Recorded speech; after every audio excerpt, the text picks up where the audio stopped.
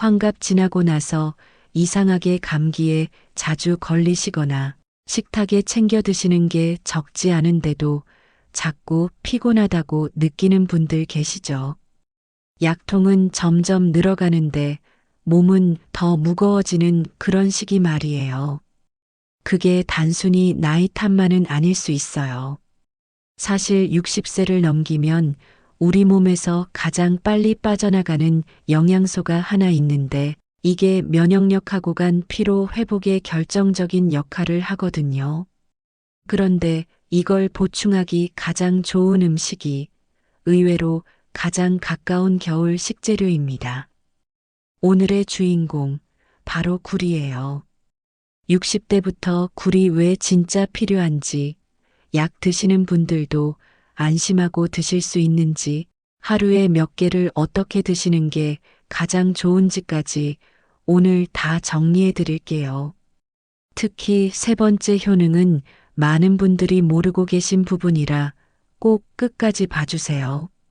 먼저 그 빠져나가는 영양소부터 말씀드릴게요. 바로 아연이에요.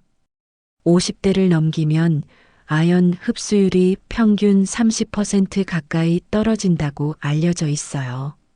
아연은 우리 몸의 면역세포가 활동하는데 꼭 필요한 영양소거든요.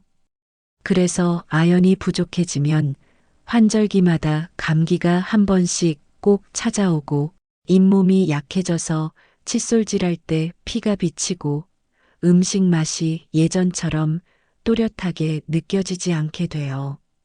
사실 60대 분들이 일상에서 흔하게 느끼시는 그 신호들이 나이 탓이 아니라 아연 결핍 신호일 수 있다는 이야기죠. 그럼 아연을 가장 많이 채워주는 음식이 뭘까요? 바로 굴이에요.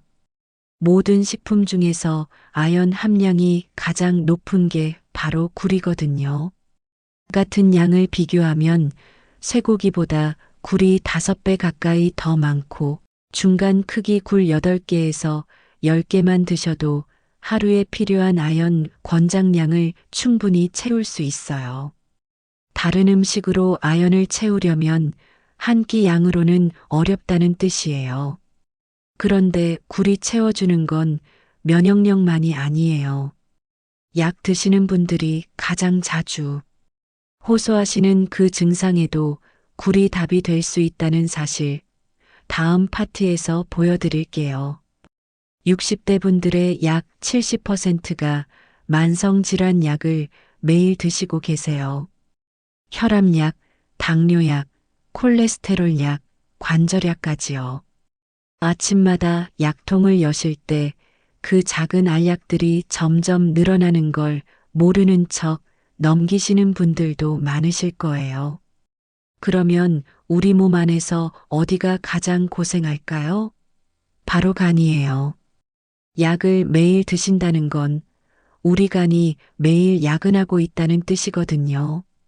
그래서 60대 이후엔 까닭 모를 피로감이 자주 찾아오고 잘 자고 일어났는데도 몸이 무겁고 오후만 되면 눈꺼풀이 천근만근 무거워지는 분들이 많으세요. 이때 도움이 될 수 있는 성분이 바로 타우린인데요. 굴 100g에는 타우린이 1000mg 넘게 들어있어요. 타우린은 간세포를 보호하고 간 안에 쌓인 콜레스테롤이 몸 밖으로 잘 빠져나가도록 분해를 도와주는 역할을 하거든요. 그리고 한 가지 더 글리코겐이라는 성분이 겨울 굴엔 특히 많이 들어있어요. 글리코겐은 간이 바로 꺼내 쓰는 에너지 저장고 같은 거라서 피로 회복하고 직접 연결되는 성분이에요. 겨울 제철 굴이 보양식으로 불리는 이유가 바로 여기에 있어요. 지금까지 두 가지 효능을 말씀드렸는데 60대 분들께 가장 중요한 세 번째가 남았어요. 그건 혈관과 관련된 이야기인데 잠시 후에 자세히 설명드릴게요. 60대는 혈관 탄력성이 가장 빠르게 떨어지는 시기예요. 혈압이 슬슬 오르고 콜레스테롤 수치도 신경 쓰이기 시작하시죠. 새벽에 일어나면서 머리가 살짝 어지럽거나 계단 한두 층만 올라가도 가슴이 답답한 그런 신호들이요. 여기서 굴이 일하는 방식이 특별해요. 굴에는 EPA라는 오메가3 지방산이 들어있는데 이게 혈관 속 중성 지방하고 나쁜 콜레스테롤을 낮추고 혈관 안쪽 벽이 매끄럽게 유지되도록 도와줘요. 그래서 동맥 경화나 고혈압 예방에 좋다고 알려져 있고요. 여기에 칼륨과 마그네슘이 더해져요. 이 두 가지 미네랄은 혈관을 부드럽게 확장시켜서 혈압 조절을 자연스럽게 도와주거든요. 혈압약이 일하는 방향과 같은 쪽으로 우리 몸을 도와주는 거예요. 그런데 여기서 많은 분들이 걱정하시는 게 있어요. 나는 혈압약 먹고 있는데, 통풍약 먹고 있는데, 굴 먹어도 되나? 이 질문 하나로 굴을 평생 끊으신 분들도 계세요. 다음 파트에서 약별로 명확하게 정리해 드릴게요. 먼저 혈압약부터요. 혈압약 중에 가장 많이 처방되는 ACEI 계열은 오히려 굴을 함께 드시는 게 좋아요.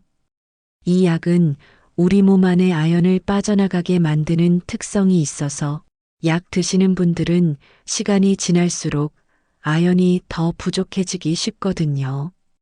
굴이 그 빈자리를 채워주는 역할을 하는 거예요. 다만 신장 기능이 약하신 분들은 조금 다르게 생각해야 해요.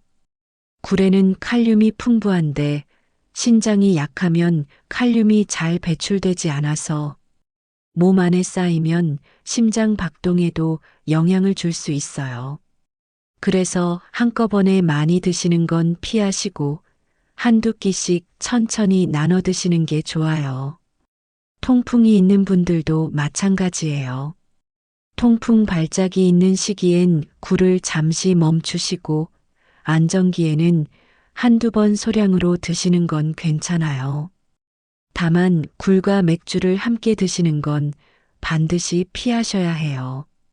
이 조합이 통풍 발작의 가장 큰 트리거거든요. 마지막으로 와파린 같은 항응고제를 드시거나 간이 안 좋으셔서 정기적으로 검진받고 계신 분은 드시기 전에 한번 의사 선생님과 상의하시는 게 안전해요. 오늘 말씀드리는 정보는 일반적인 가이드이고 약 드시는 분은 본인 상태에 맞춰 의사나 약사와 상의하시는 게 가장 정확해요. 이건 굴뿐만이 아니라 모든 음식에 해당되는 이야기예요. 이제 안심하고 드실 수 있는 분, 조심하실 분 정리가 끝났으니 마지막으로 어떻게 드시는 게 가장 효과적인지 알려드릴게요. 먼저 양이에요. 60대 분들 기준으로는 하루에 5개에서 6개, 양으로는 약 80g 정도가 가장 안전해요. 일주일에 2~3번 정도 나눠서 드시는 게 좋고요. 다음은 생굴이냐, 익힌 굴이냐인데요. 영양소만 보면 생굴이 살짝 더 풍부한 건 맞아요. 그런데 60대 이후엔 면역력이 예전 같지 않으셔서 노로바이러스 같은 식중독에 더 약하실 수 있거든요. 해양수산부에서도 노약자분들은 가열 조리를 권장하고 있어요. 김이 모락모락 나는 굴국밥, 물을 넣고 시원하게 끓인 굴찜, 부추를 곁들인 굴전, 두부와 함께 보글보글 끓이는 굴전골 같은 따뜻한 조리법으로 드시는 게 가장 안전하고 또 영양도 잘 살아있어요. 함께 드시면 좋은 음식도 알려드릴게요. 레몬은 굴의 비린 맛을 잡아주고 비타민C가 굴의 철분 흡수까지 도와줘요. 매생이나 배추는 부드러워서 소화에 부담이 없고 굴의 짠맛과도 잘 어울려요. 반대로 시금치, 감, 그리고 맥주는 함께 드시지 않는 게 좋아요. 시금치는 옥살산이 결석 위험을 높이고 감은 탄닌 성분이 굴의 철분과 엉겨붙어 소화를 방해하고 맥주는 통풍 위험을 더 키우기 때문이에요. 여기까지가 굴을 가장 똑똑하게 드시는 방법이에요. 그런데 사실 가장 중요한 한 가지 이야기가 남았는데 마지막으로 짧게 정리해 드릴게요. 처음에 말씀드렸던 환갑 지나고 자꾸 피곤하시고 환절기마다 감기 잘 걸리시는 분들 기억나시죠? 그분들이 특별한 게 아니에요.